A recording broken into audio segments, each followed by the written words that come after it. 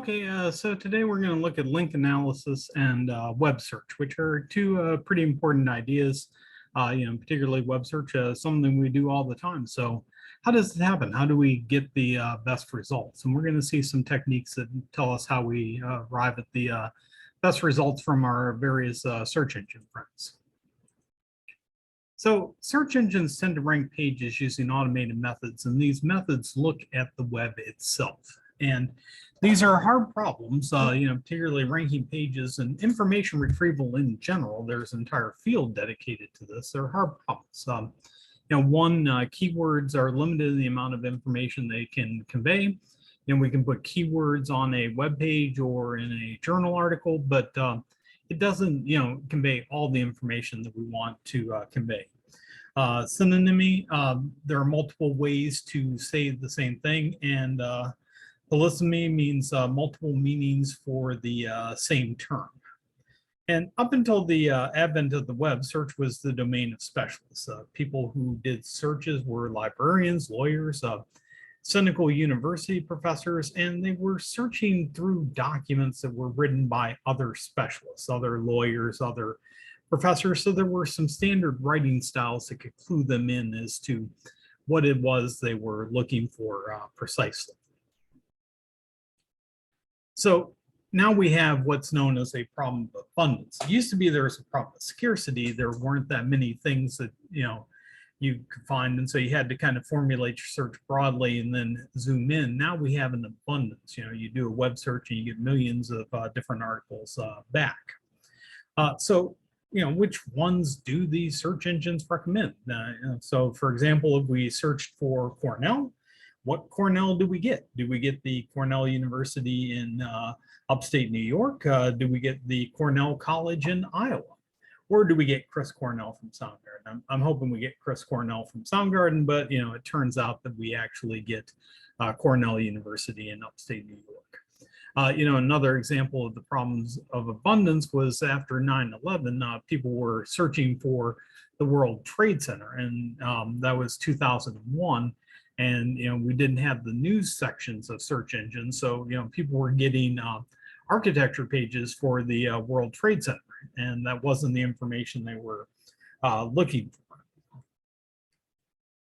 So, how do we get there? Well, one way we get to the correct results or the best results are through link analysis, and we do this through hubs and authorities. So what suggests that Cornell University in New York is the correct answer for the search engines? Well, pages that are relevant to it often link to it. And, there may be different intents from these links that are going to, Cornell. They could be endorsements or they could be criticisms of the university.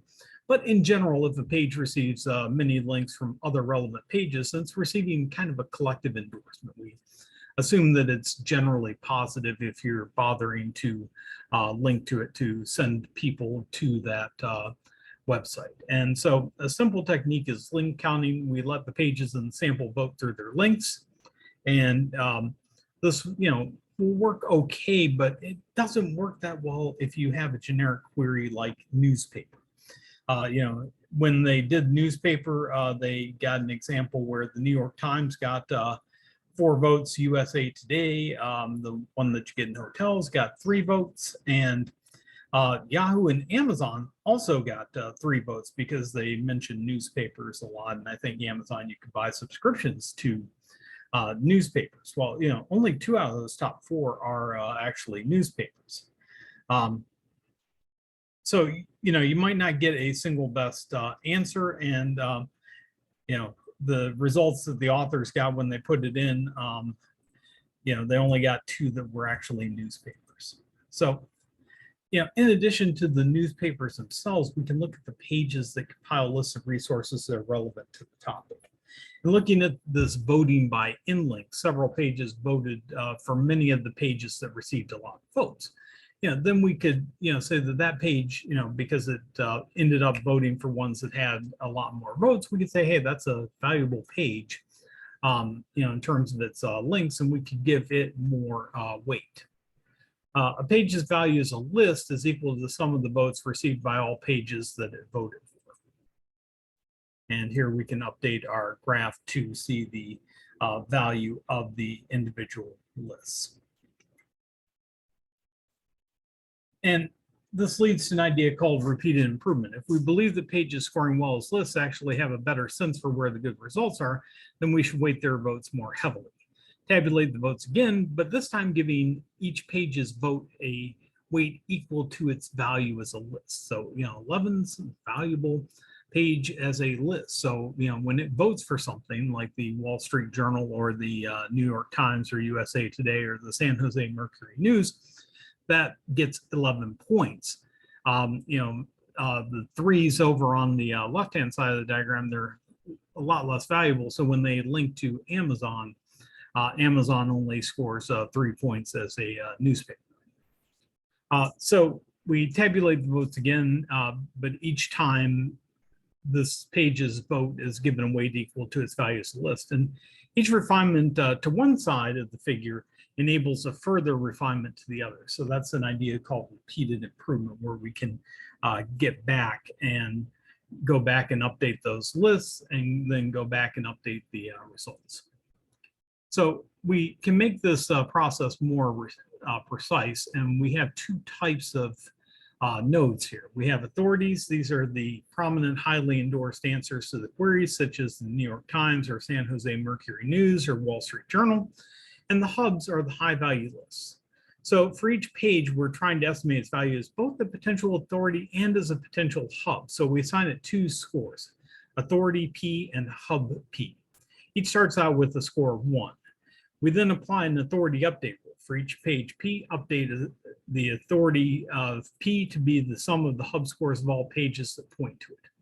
The hub update rule says for each page P, update hub P to be the sum of the authority scores of all the pages that it points to. Single application of this authority update rule followed by a single application of the hub update rule produces the results of the original list finding technique. The idea is to perform these in alternating fashion and to keep doing them. So we start with all the hub scores and all authority scores equal to 1, choose a number of steps, say that's K. We then perform a sequence of K hub authority updates. Each update works as follows. We apply the authority update rule to the current set of scores, then apply the hub update rule to the resulting set of scores. At the end, we're going to have quite high values, so we need to do something called normalization. And basically, that's what we do is divide down each authority score by the sum of all the authority scores, and then divide down each hub score by the sum of all hub scores, so you get numbers between 0 and 1. And a couple things of note there. One, it turns out that normalized values actually converge to limits as K goes to infinity. And except in a few very rare pathological cases, certain degenerative structures in the links, we reach the same limiting values no matter what we choose as the initial hub and authority values, provided only that all of them are positive. And that's why we can set them all to 1. These limited values correspond to a type of equilibrium that we see in the network. So pages play multiple roles in the network. They can play a powerful endorsement role in particular without themselves being heavily endorsed. For example, competing corporations are not going to endorse one another. Ford's not going to say, hey, you should look at a General Motors vehicle or a Chrysler vehicle. But a neutral page like a trade association for automobiles might endorse multiple of these companies. The same for universities. Endorsement is best viewed as passing directly from one prominent page to another. Page is important if it's cited by other important pages. Think scientific literature.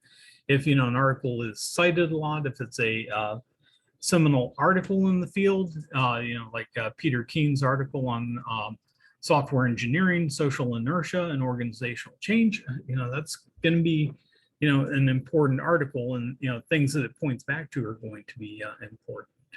So or if we look at the journal Science or the journal Nature, those are going to be very important journals because people cite articles from them all the time. This type of endorsement forms the basis of PageRank. So it starts with simple voting based on inlinks and refines it using the principle of repeated improvement. The nodes repeatedly pass endorsement across their outgoing links with the weight of a node's endorsement based on the current estimate of its page rank.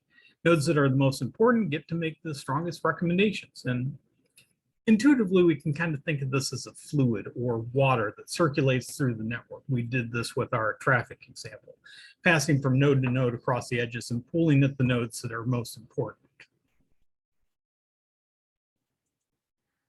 So in a network within nodes, we assign all the nodes the same initial page rank set to be 1 over n. So there are 8 nodes here. We would set them all to be 1/8. We choose a number of steps k, and then perform a sequence of k updates to the page rank values using formulate. There's the basic page rank update rule. Each page divides its current page rank equally across its outgoing links and passes these equal shares to the pages it points to. So for example, A has 1/8 initially. It's going to pass 1/16 to B and 1/16 to C. If a page has no outgoing links, it passes all its current page rank to itself. So hey, I'm going to give myself the entire 1/8. Each page updates its page rank to be the sum of the shares that it receives. And a couple of things to note here. We see a collection of 8 pages. A has largest page rank, followed by B and C, which collect endorsements from A once we work this model out. So the total page rank will remain constant as you apply updates. Consider the web pages in this network. They all start with a rank of 1/8. After applying 2 updates, and if you want, you can work through this, we get the following results. A is 3/16, so again, that's pretty important. B and C are 1/4 apiece. D is 1/32, and as are E, F, and G, and H is 1/16. And that's after 2 rounds. So, for example, A gets a page rank of 1/2 after the first update because it gets all of F, G, and H's page rank and half of each of D and E's. On the other hand, B and C each get half of H's page rank, so they get 1/16 in the first step. But once A acquires a lot of page rank, B and C also benefit in the next update step. We see that A is important after the first update, so we weight it more heavily in future updates. So like finding the list finding technique for hubs and authorities, page ranks converge, except in a few pathological cases. At equilibrium, we take the limiting page rank values and apply 1 step of the basic page update rule. Then, what we should get is the same result. In this picture, you can see we're actually at equilibrium. So you can check A passes 2/13 to B and 2/13 to C. And C is going to pass 1/13 to F and 1/13 to G. B is going to do the same to D and E, and D and E both point to H, so H also gets 1/13. H gives 1/13 to A, as does E, as does F, and as does G. And so A ends up with 4/13, so it all checks out. If a network is strongly connected, then there's a unique set of equilibrium values that we have there. But sometimes the wrong nodes end up with all the page rank. So here we modified this network so that F and G point back and forth to each other. They no longer go back to A. They'll end up with all the page rank because it's a sink. Eventually everything's going to flow down to F and G, and it's never going to flow out of there again. So in general, if we have a set of nodes like F and G that don't reach back, we end up with that problem. So what can we do? We can use the idea of a counterbalance. So something like water in low elevations goes up to the atmosphere, becomes rain, and goes back down again. And so in this example, we use a scaling factor of S between 0 and 1. In practice, that's about 0.8 to 0.9. We first apply the basic page update rule, then scale down all the page rank values by a factor of S. This means the total page rank shrinks from 1 to S. We then divide the residual 1 minus S units of page rank over all the nodes, giving 1 minus S divided by N to each. And this scaled page rank also converges. So for example, we would get not everything trapped in F and G. Now, the other trick that we can use to get page rank is something called a random walk. So consider someone who's randomly browsing a network of web pages, such as the one on the right. We start by choosing a page at random, picking each one with equal probability. So where do I start? It could be A, it could be E, it could be G. It could be any one of them, 1/8 probability for each one. And then what I do is I follow a sequence of case steps. In each step, I pick a random outgoing link and follow it, surfing the web. If there are no outgoing links, then I end up staying where I'm at if I'm in a sync state. That's called a random walk. And we can get into the same problem if F and G point back to one another. Again, the sync, keep going back and forth between F and G. So what we can do is we can do a scaled version of this, and we can actually, do a random jump to another page. But what's interesting about the random walk is probability of being at a page X after K steps is precisely the page rank of X after K applications of the basic page update rule. So link analysis in modern web search, it definitely worked out in the 1990s, but we had to extend and generalize the idea as the web has become bigger. And web search companies are pretty secretive about their techniques. These constitute trade secrets and intellectual property parlance. But it's likely the page rank is still an ingredient in most of them, even if its importance is declined over time. There are non-page rank styles such as Hilltop and others that are now used. We can also look at the textual content of the document, such as its anchor text. That's what it says on the link when you put in the A in the HTML.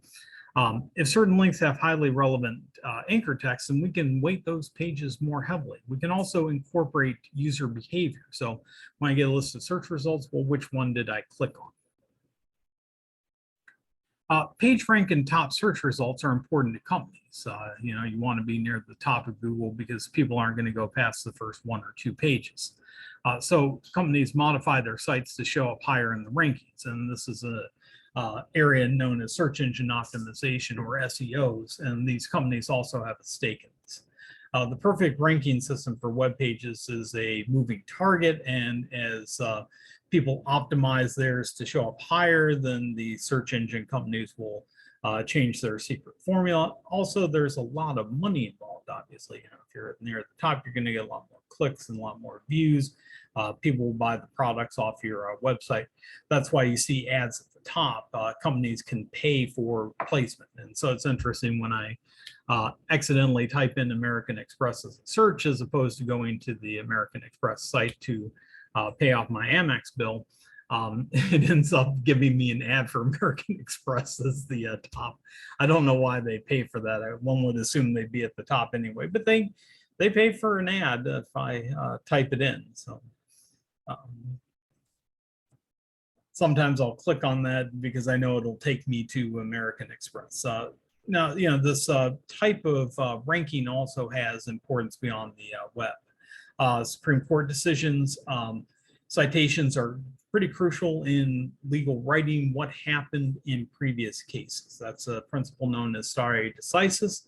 And a couple researchers, Fowler and June, applied hub and authority measures to the set of all U.S. Supreme Court decisions. And they found that the set of Supreme Court decisions with highly authoritative scores in their citation network aligned well with the qualitative judgments of legal experts about the court's most important decisions. For example, they looked at Brown versus Mississippi, which kind of prohibited people from obtaining confessions under torture. That was a thing, but that led into Miranda, which is when you're arrested, they need to read you your rights. You have the right to remain silent, and anything you say may be used against you in a court of law. You have the right to an attorney. If you can't afford an attorney, one will be provided for you. They also looked at the speed at which Roe versus Wade and Brown versus Board of Education acquired authority within the court, those non-enumerated rights. And it's interesting, right now with what the Supreme Court is deciding, in regard to Roe versus Wade, how this type of analysis will change. The other place it's used, and this I may go into a little bit of a rant here, is citation analysis and impact factors for journals. And basically you can say, okay, something like if I've published in the journals Nature or in Science, those are really good journals. And when I go up for promotion, you can say, hey, those are great. Edwards has done a great job publishing in top tier journals. And but what about journals that aren't as well known within the scientific community? For example, ACM transactions on databases. Those may not be as well known to the general scientific community. Each journal will have what's known as an impact factor that's calculated in a similar way to page rank. But of course, this has been gamed, and it's been gamed by a lot of open access predatory journals. And there was a librarian by the name of Jeffrey Beal who kept track of these open access predatory journals. And his list is now actually archived because Beal got a lot of flack and feedback. And he has a article that appeared recently talking about the type of flack that he gave. So here are some excerpts. Others used more aggressive strategies. Some publishers, especially the publishers of standalone mega journals, will go through my university's website and cherry pick names and email addresses of university officials they thought were important. They would then send an email blast to them denouncing me and making false assumptions about my work, my ethics, my ability to make judgments about journals and publishers. The publishers were driven by money, competition, and greed, and they sought to remove any obstacle standing in the way of increased revenue. My list was one such obstacle. And further on down, he writes, universities, I've learned, don't like the negativity associated with journal blacklists. Universities in the United States are far along in the process of corporatizing themselves. And in doing so, their public relations department prefer that all university output be positive and aimed at attracting new customers, that is, tuition-paying students. So if you're a faculty member at a university and you publish a blacklist, you will likely face much opposition and even harassment from the university itself, despite assurances of academic freedom. So he got harassed by the publishers and by his own university for maintaining this list of predatory journals. Over the 5 years I tracked and listed predatory publishers and journals, those who attacked me the most were other academic librarians. The attacks were often personal and unrelated to the ideas I was sharing or to the discoveries I was making about predatory publishers.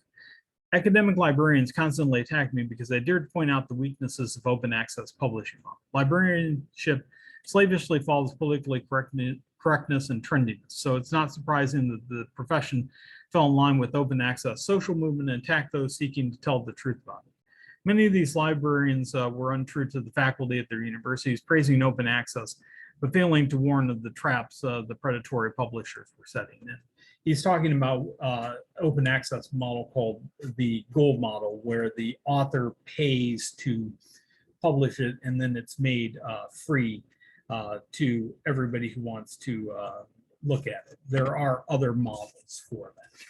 And finally, we can look at how we can actually prove these convergence ideas. And this goes into the realm of linear algebra, which is Math 311 at Hilo. It's not a prerequisite for this course, so I won't go through the proofs. They're quite detailed mathematically. And the idea is to use something called spectral analysis, which is the eigenvectors and eigenvalues that are found in the matrix, and we can use those to show convergence. We can represent graphs in computer science using adjacency matrices. So this graph here, node 1 links to node 3 and 4, so there's links to node 2 and node 4, so there's a 1 entry in spot number 2 and a 1 entry in node number 4. Likewise, node 2 points to node 3 and 4, so there's 1 in those entries and zeros in the other. Node 3 only points to node 1, so we only have a 1 in the first column, and node 4 only points to node 3, so we only have a 1 in the third column. So we can represent those using adjacency matrices. There's also other techniques like adjacency lists that you can use in programming algorithms on graphs. So the hubs and authority scores can be represented using vectors. And then we can represent the rules as operations that we can perform from a linear algebra perspective. We can then perform these operations repeatedly and take limits in order to show convergence. And that should be hubs, not hugs, but hey, sometimes we'd like to think of them as hugs. Anyway, thanks so much for watching.